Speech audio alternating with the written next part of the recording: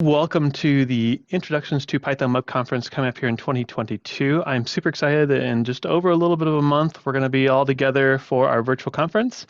I am joined today by Jessica Garson.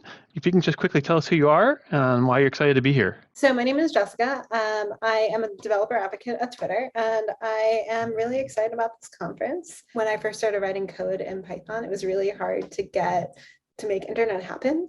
I remember being like, okay, so I can build the backend, but now what do I do? How do I make internet happen? What's really exciting is that there's so many new tools and so much more that you can do in that space these days. And I'm really excited that there is a conference dedicated just to that. Yeah, we have a wide range of talks, which actually brings me to you'll be presenting this year at the conference. Can you give people a quick taste for what you're going to get to experience? So I'm actually going to be talking about making web apps in Dash.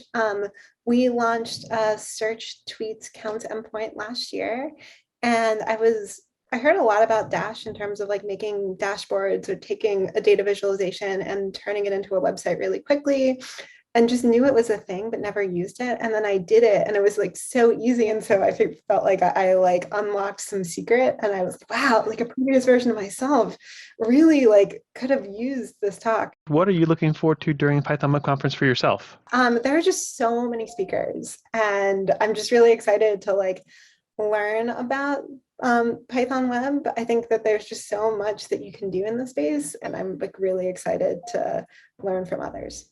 Awesome. Well, we look forward to seeing you in March. Thanks for joining me, and we'll see you at Python Web Conference. Yeah, see you soon. Bye.